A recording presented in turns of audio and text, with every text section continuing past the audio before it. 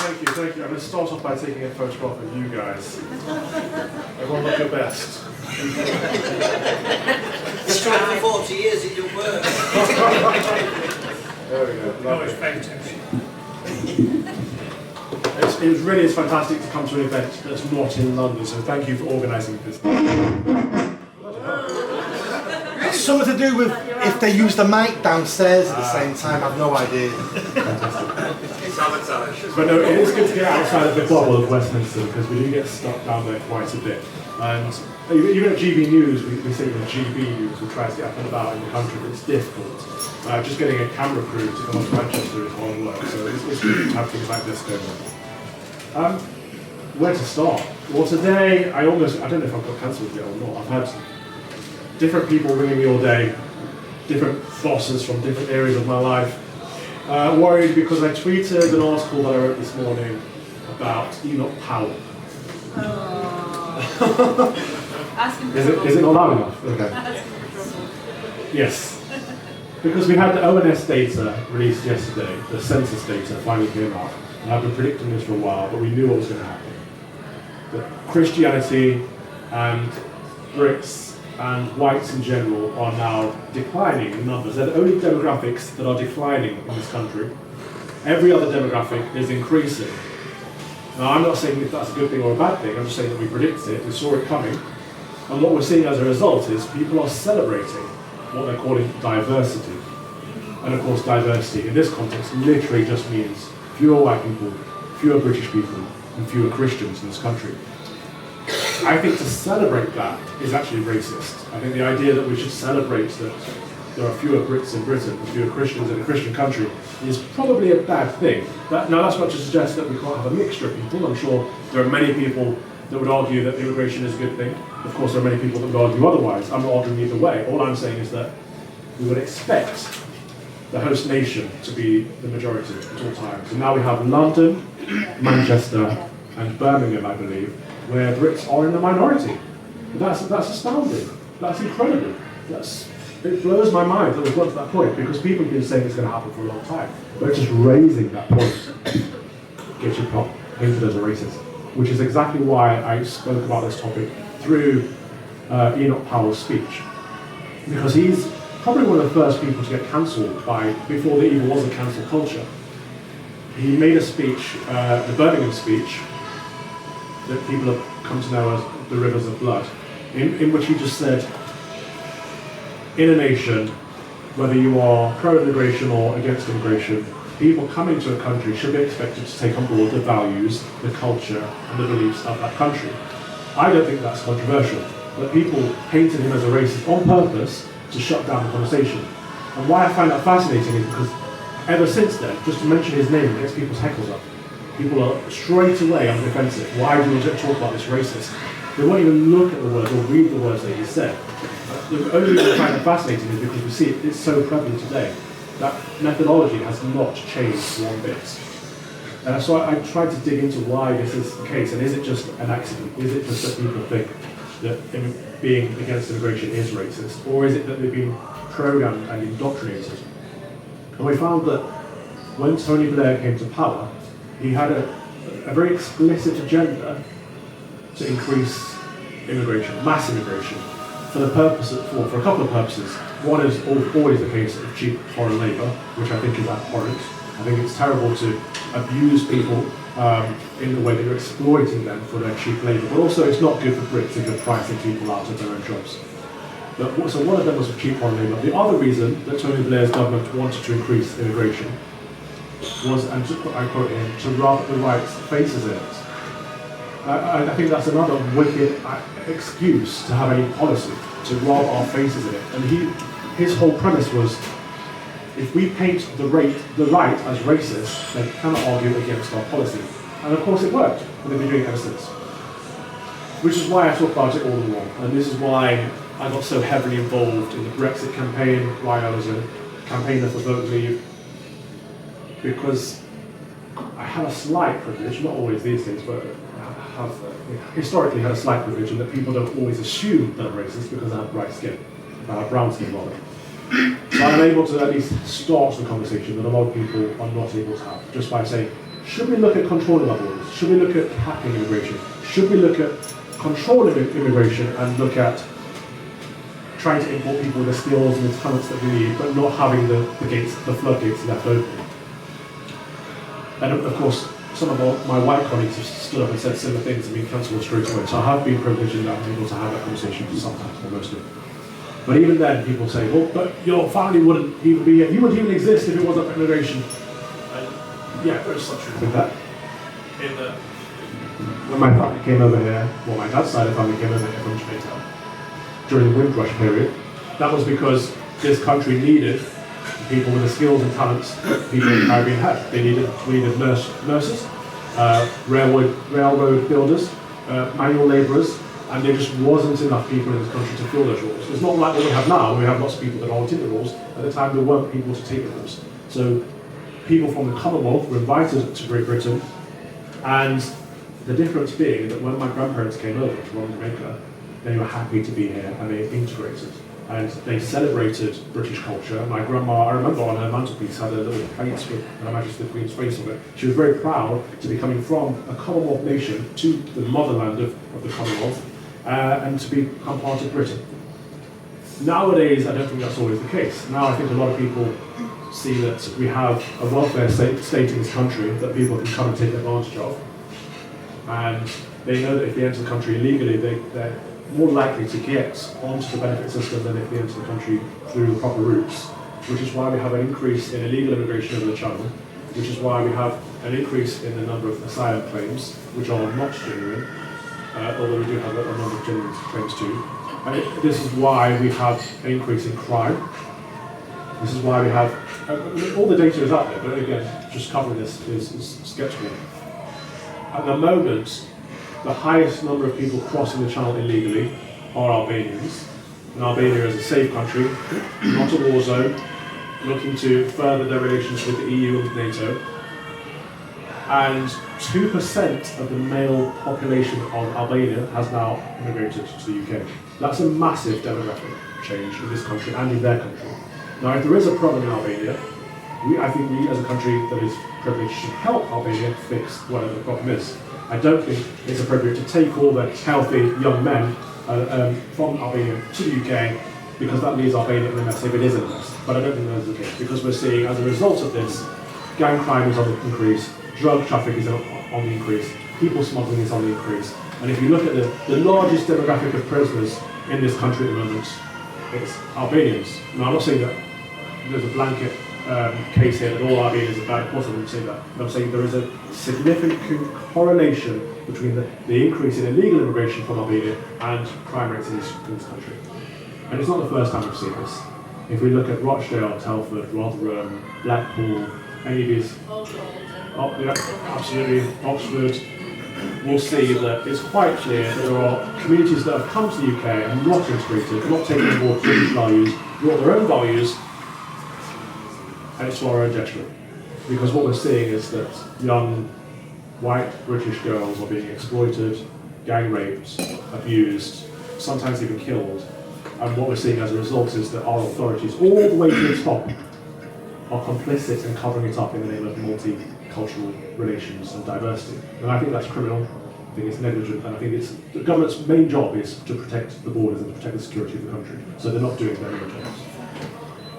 Which is why I'm talking about this all the more. And if they cancel me for it, so be it. But I think it's more important than anything else I'm doing. And that's what we got to do today. So the ONS data came out yesterday. I talked about it in terms of Enoch Powell. I'm getting a lot of phone calls from people that pay me to say, can we hype it down a bit? But I think the truth is more important than pay, than jobs and than platforms. So I will continue to do so, continue to talk about it as long as I have the platform. But it fundamentally comes down to the way I see this country going.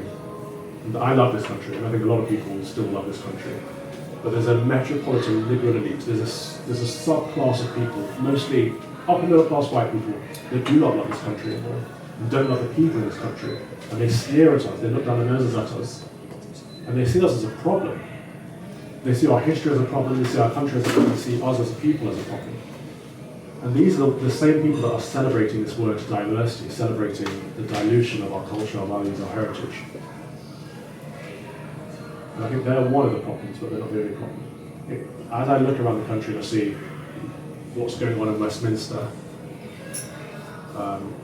in terms of our politicians stuck in the Westminster bubble, they are, first of all, they are from the metropolitan Liberal elites. It doesn't matter what race or background they are, the people in Westminster are all part of that bubble, and all they see around them is people like them, sharing the same set of values. It's that vocal minority that we're familiar with on Twitter that preach things that we would know to be mistruths, but they see them as fundamental facts of life, such as, I would sit here and say, look, we all know that there are only two genders, male and female. Whether you're Christian, you believe that's ordained by God, or whether you're secular and you believe, look, this is basic biological fact. And look, I think the vast majority of people in this room would say, yeah, that's true. But within this bubble, they become indoctrinated into a new ideology where that is no longer the truth. The truth is that anyone can identify however they see fit, live their lives how they see fit, which is how they tricked us into going along with it. Because as a British people, we're quite reserved, not quite, live and let live. Cool. Live your life however you want to. It's not bothering me. Whatever you do in your home is fine. And we've gone by that rule for a long time, and we've conceded too much ground because we've let them actually no longer just live their reality, but pushing their realities onto us. And we're now being compelled to go along with their delusions because we've let them get along with it, we're away with it for so long. Instead of saying, actually, what you're saying doesn't quite make sense, it's not true, and I think you need to get help. I'm going to support you, I'm going to love you, I'm going to be compassionate towards you, but what you're saying is not true. I think that's the kind of thing you could do, rather than say, yeah, you go and you can dress as a girl if you like, that's fine, mate. That's not fine, actually. It's a bit weird, there's something going on there. It's a deeper issue that needs addressing. And we've let people down by not standing up for the truth. So wokeness is part of the problem. Diversity is another part of the problem. But as I see it, the third and major issue that we're facing in the country at the moment is a competition for values. And again, this comes from the liberal secular view that live and let live. The idea that we don't all have to be Christian, we don't have to be a Christian nation. I'm fine with that, but we do have to have a set of values based on something. It doesn't make sense to say we don't need a set of values, we don't need a moral compass, we don't need a rule book, we don't need British values because we all find our own way, because there's no such thing. And in nature, a void is always filled. So if the country says we are no longer a Christian country, we have to, the country pulls itself towards something as a whole, as a general population. And what we're seeing right now is, again, from the ONS data that came out yesterday, that Christianity is in a minority for the first time since the Middle Ages in this country. And the biggest growing faith is, of course, Islam. Now, many people on the left, and many liberals from the right and left would say, what's the problem with that? There's nothing wrong with that. That's a different set of beliefs, that's great. But it comes from this ridiculous idea that all sets of beliefs are equal, that all cultures are equal, and I don't think that's true. I don't think Muslim values are compatible with British values, and I don't think it's racist or xenophobic or bigoted to say that. I think if we look around the world, there are lots of different sets of values. I think our values, British values, are based on Christian values, which is a lot of that live and let live, but also a lot of tolerance, democracy, the rule of law. These are things that we value in this country. Now, I would say that it's important for us to remain a predominantly Christian country, even if not everyone in the country is Christian, because while we are a Christian country, everyone in this country has the right to freedom of speech, freedom of expression, and freedom of worship. You can worship whatever God you choose while this is a Christian country. However, that is not the case for most other religions, especially the most popular, most growing religion of Islam. There is not a single country in the world that is predominantly Islam or predominantly Muslim where Christians are not persecuted, where people of other faiths are not persecuted. So it is incompatible, it does not share our set of values. It is a different approach. I don't want to live in a Muslim country. Now that's not me saying I have a problem with Muslims or people individual, but I don't believe the Muslim faith, the Islamic faith, is fundamentally compatible with the Christian faith and with Christian values and with British values. This is one of the reasons I choose to live in this country, because I think it's the best country in the world. However, I don't think it always will be unless we adhere to what we believe in. And that's not just about values, it's not just about faith, it's also about culture. Hello, Jess Gill. A lot of people will say to me, what is British culture? There's no such thing as British culture. And there's no such thing as, I've had this a lot today, there's no such thing as English culture.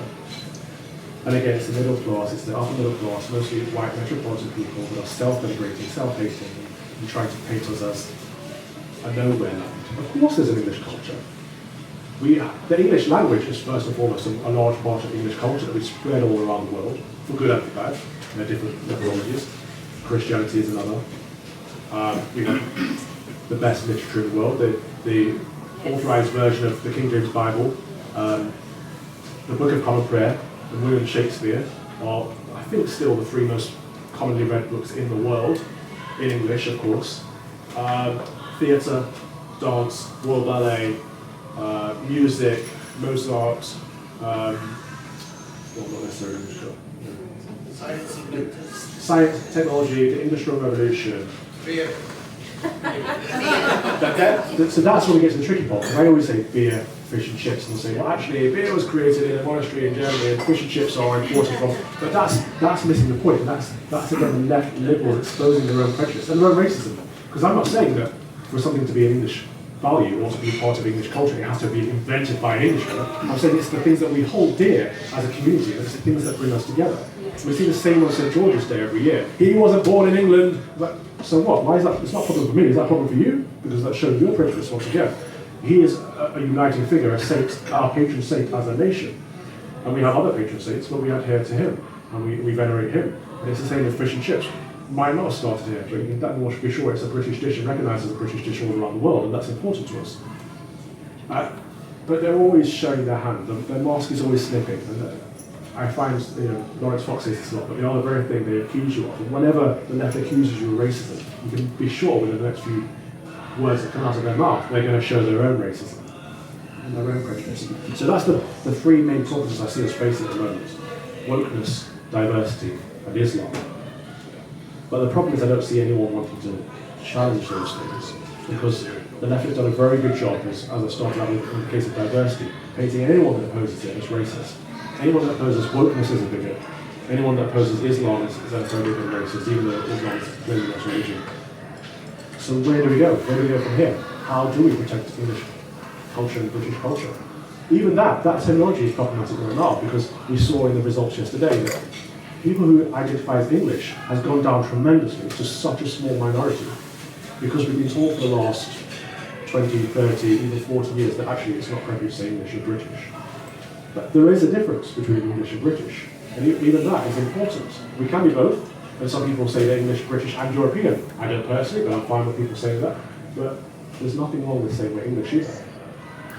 So we've got to stop letting them override our language, because by doing so, they're overriding our culture. But the question remains, where do we go from here? Sajid Javid tweeted today, I'm sure a lot of you saw, in regards to the results, so what?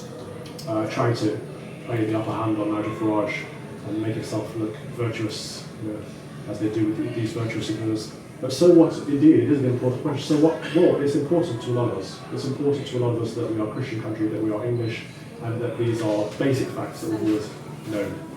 So if he isn't going to support us, if he isn't going to protect us, his government isn't going to support us or protect us, who is? The Conservative government, in every single manifesto over the last 12 years, have said we're going to either cut immigration or cap immigration or control immigration. And not once have they.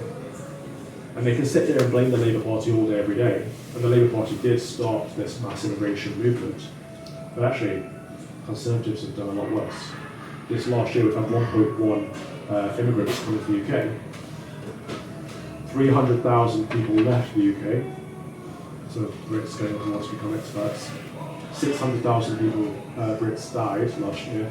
So actually, people who have been talking about this break replacement theory for the last few decades are being proven to be right, in that British people are being technically replaced by immigrants. And the government is saying, well, that's fine because we need to boost the GDP, we need to boost the economy. But I don't understand how mass immigration is a nonsense now, because the economy has been dire, well, for decades now, since, you can argue since the global crash in 2008, but I would say probably before that, it's been on decline. And we've had mass immigration for years, but it's still not fixing the problem. And what they actually mean is that their mates in Westminster when all their big business buddies and all their lobbyist friends make a lot of money from all the cheap labour that they're importing. And it might be bad for us, it might be bad for our jobs, but it's good for them. And that's what they really mean when they say they want to boost the economy with mass immigration. So if the Conservative governments aren't going to help us in this, and the Labour Party are the ones that started it, where do we go? Now, Sir Keir Starmer has started talking recently about capping immigration, controlling immigration, and not being dependent on immigration, but I honestly think it's all rhetoric. You guys can make your own minds up if you believe him or not, but I could not vote for him. I don't believe it. I think he's talked so much in the past about wanting to open floodgates that to now be throwing red meat out when we know we're facing an election and the Tory party are in a nosedive, it stinks to me. So the Conservatives no good, Labour's no good. Then we're looking at the smaller parties. I know there's some kippers in here, or former kippers, and a lot of people have been watching Reform and Reclaim. But what do we think about them? Richard Tice is boring. Yeah, it's not rhetorical. Well, I get my R's mixed up, but I can't remember which is which. The messaging is a problem. So even I get Reform and Reclaim mixed up. I helped start Reclaim and I still get them mixed up. We've got to move forward with an independent movement because independence is the alternative. It's the origin of cooperative agreements. So the more independence we can bind together or still allow their voice, the more we can get back to the origins of being the voice of your community. Was it Jared? Gordon, I like that. That's fantastic. I've been thinking about that a lot. What Gordon just said. In that we didn't actually used to always have parties. We used to have a lot of independence in Parliament. In Oldham, we've got a big independent movement in just one sector. Yeah. I quite like the idea because then they're not stuck on the party web system and they're not towing the party line or being. Right. And they've now got 8 independent councillors. I do think a lot of the problem is the party shills. Yes, Really. yeah. So, but Oldham still has a majority of Labour of so it's, and then we've got the all-outs next May, and so next year, this year we've got a third new council leader. The previous 2 we've knocked out. And the one who got knocked out last May is standing again in St Mary's at Oldham to be a councillor again, and I think that is really, really bad. When a council leader can get knocked out, there should still be a 2-year gap or 3-year gap, but she's there again, canvassing again. Well, I think part of the answer might be us lot.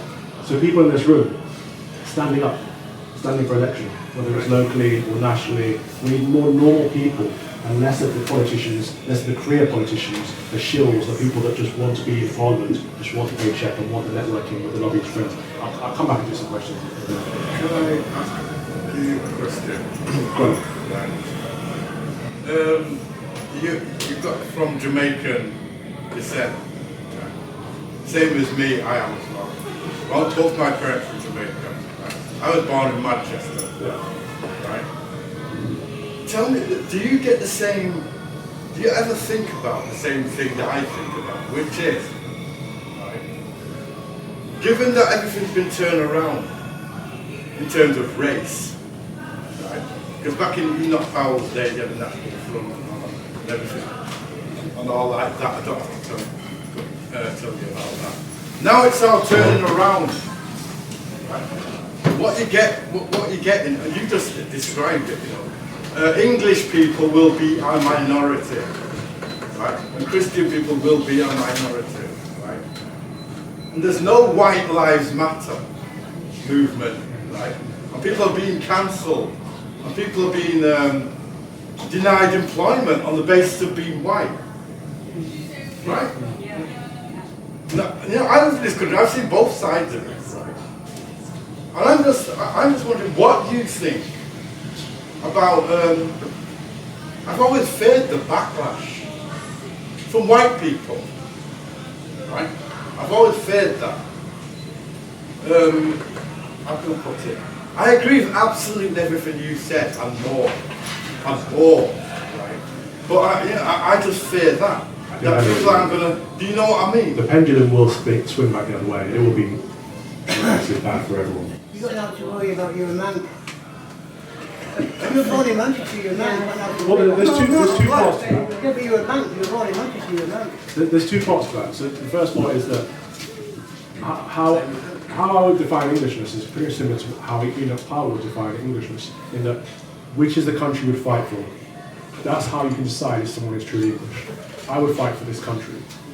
Yeah. Now, my dad, he might say, actually, probably fight for Jamaica. Therefore, I'm say, okay, then you're Jamaican. It's where your loyalties are. And that has a lot to do with it. Of course, there are other factors too. But I think, if I'm right in what you're saying, is that it's a similar thing that I worry about, because there is no one standing up for, of course there is no white lives matter, because that would be seen as racist. There is no one standing up for the new minority, which are Christians, and which should be a protected minority group, but of course it won't be. And there is no one standing up for the decline in Englishness, which means that eventually the pendulum will swing back from the far left to the far right, which will mean that we will have people who do not like us because of the colour of our skin coming to attack us, and that will be the problem caused by the far left. So we need to address the problem now before we get to that point. I entirely agree with you on that. Just to quickly set down with that. The quickest way, I think Peter Richards has got it right, it needs a brand new party. When the Tory party is down to the next election, you've got to make sure it's out. On that I disagree with. I don't think we can have a brand new party. So we've got Reform, Reclaim, Heritage, UKIP, SDP. But they're just the ones. But they're just the ones that I know. And I know the AD. There's a number of other ones I'm not quite familiar with. But this is the problem with the right. There are too many entrepreneurs, too many people that think actually they have the best approach. Whereas what the left do, and they're really good at this, is getting behind one person. And they're all collectivists, and they're all comrades, and they're all together in it. What we do on the right is be like, actually, why is it with everything he's doing? I'm going to do it my own way. And that will be, they've got to finish all of them, unless they can come together. This is something I've personally worked on for 2 years, and I've got all these people in the same room together and said, look, you need to be one party, because people up and down the country need one party to vote for on the right, to hold the Tories to account, but also to have someone else to vote for, because they can't vote for Tories or Labour anymore. But these people won't do it. They won't do it. But in the Conservatives, you've got people like MPs like Leon Hesson, who should change. But you can't salvage the party. You've got to be fair. SPs. Yeah, again, they won't be fair. Even the good ones, and I do like the Edison. He grew up with my father. He's from my neck of the woods. They won't change until we change them. Yeah. And I think the most interesting thing about this, and everything that's been said, what Trevor just said, and everything that's around it, is that the current zeitgeist for me is that it doesn't matter what the colour of your skin is, it's your thoughts they don't like. And that what you've got is a situation where we have a culture war going on, where if you don't subscribe to the liberal lefty ideas, then you are the one that will find yourself out of work, and it's the entire HR strata, because that's what it is, right? The entire HR strata of the school education system is captured by ideological fervour, the likes of which I've never seen before. And we can have every party or any party or one party until people start standing up and doing something themselves. And by that I mean asking what your child's being taught at school will be a start, because they're not teaching your children about things like critical race theory, they are practicing it, right? So it's going to be very much down to individuals to get together, and when individuals get together and they shout with voices stentorian that we will not have this bullshit taught to our children, the politicians will follow. That is the nail on the head.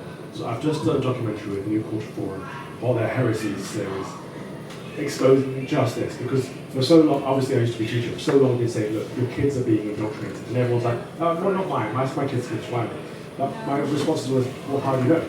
And most parents aren't asking the school, what are you teaching my kid? In PSHE, in RSE, in citizenship, but also in other subjects too. We're seeing maths teachers and computer science teachers being told they need to decolonize their curriculum. It doesn't make any logical sense. They're practicing it, aren't they? They are practicing it. But wokeness has infested the schools. We've got kids as young as 5 being taught to stimulate their private body parts. We're essentially teaching them that we have multiple genders, they can choose something different to what they've been assigned at birth, and that it all came down from wanting to be inclusive and say, look, there are different types of families, you might have 2 fathers, 2 mothers, etc. I don't agree with that, but I can see why they might want to do that. But they're teaching that as the norm now, rather than saying that the ideal is for a family to have a mother and a father. And that's beneficial because we know the statistics speak for themselves, that kids that have a male role model and a female role model in a loving family do much better than any other kid does. We know these things, but we're not allowed to say them. But it's the backlash, it's always the backlash. So I come from a single parent family, and I've got nothing against single parents. I know my mother worked really hard and did most of the time work 2 jobs to keep bread on the table for me and my sister. So I'm not denigrating single parents, but I'm saying there is an ideal, and that's a mother and a father. And even saying that, I have so many people say, oh, why do you hate single parents? Like, you're completely missing the point. And then I've got gay communities saying, but why do you hate gays? I'm like, no, it's not you. All of you are missing the point. There is an ideal in our society, and it's rooted in the Christian idea of marriage. A mother and a father. It's quite simple. It's interesting because it's attempting to flatten everything out. They don't like the idea that there might be something that's actually provable that means that X or Y is how it should be. It's not how it is, and it isn't ever going to be how it is, but how it should be to be seen as something that's very, very positive. But they can't have that because you can't have any kind of excellence or meritocracy. But flattening it out is what the left does. Yeah, they flatten everything out. This is why they got rid of the grammar schools, because academic excellence is great, and some kids are selected on basis of sports or technical ability, so why not based on their academic ability? And the problem was that these kids were doing too well. And we saw social mobility, kids from working class backgrounds going through grammar schools and in Oxbridge doing really well in life. And the left are like, well, that's not right, that's not equality. And what they've actually done by getting rid of grammar schools and making everyone comprehensive is they've made every school equally bad. And that's what the left do. When they see people with money, they say, oh, well, that's not fair, they're not being taxed enough, etc. They want everyone to be equally poor. That's what socialism is. Equality through poverty. Equality of outcome, not equality of opportunity. Calvin, a really simple question. When can I vote for you?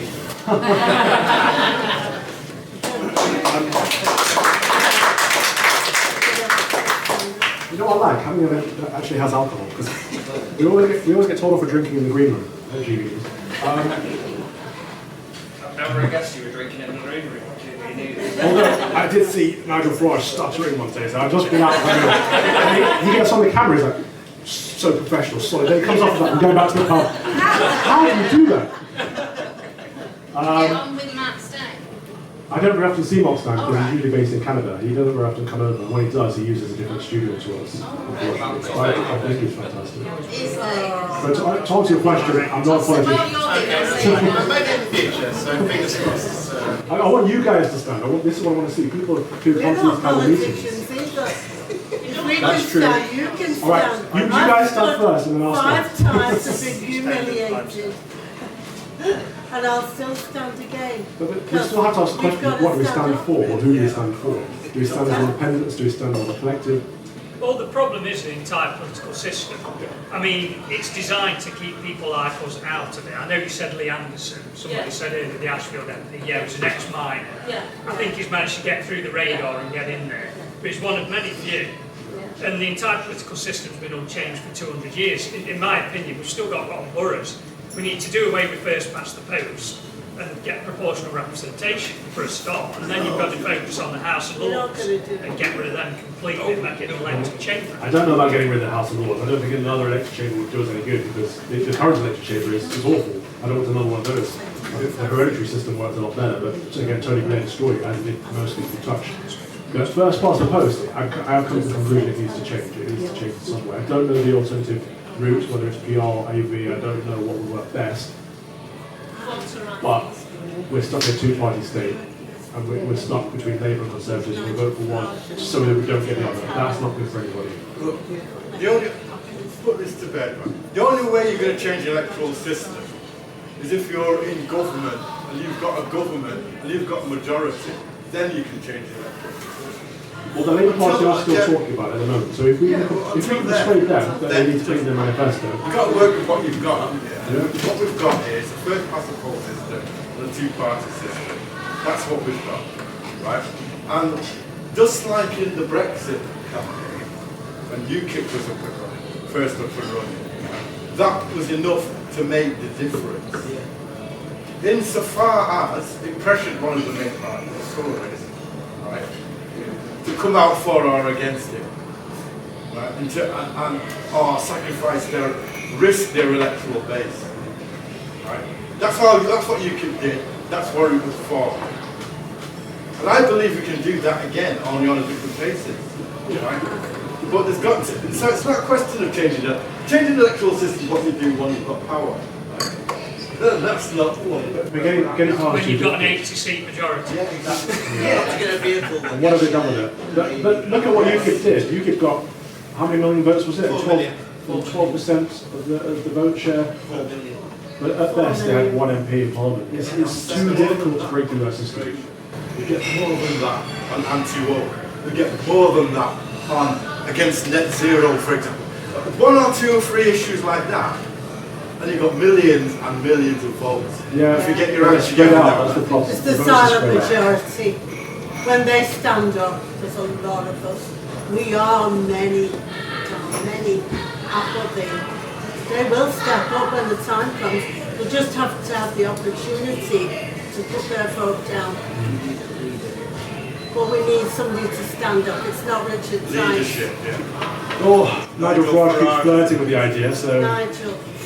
It's a shame because he deserves, after all he's been through, he's been divorced, he's had a lot of trouble, he's been attacked. It's a shame, he deserves his retirement. He deserves to enjoy life. There's no one else.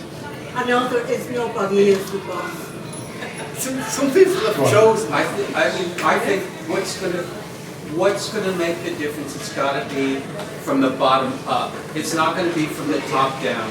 If you're whistling Dixie, if you think one of these politicians is going to do something, it's got to be organic grassroots. I see what's going on in America right now, and the parents, now that these American schools, and this poison has emigrated to this great country, and it breaks my heart. I live here by choice, and that poison has taken over the American schools. And I have British friends, and I teach, and I have British friends who said, "Rob, that's the American schools." I said, "Y'all better wake up." I said, "Because it's happening now." I said, "You tell me, I'm surrounded by pronouns. I'm surrounded by pronouns." And all this kind of poison that's going on in these British schools right now. And in America, you have a system now where you have these local school boards. And you see these parents taken over and saying, "No, it's not happening." So if you follow what's going on in Florida, God bless that governor, Census, who's going after them and said, woke comes to die in Florida. And that's what it's going to take in this great country, is you normal people standing up, going to these schools and not being afraid and not being worried that you're going to get called names, because you are going to get called names. But that, to me, that's what it's going to take. I hope we get there. Right. At the end of my...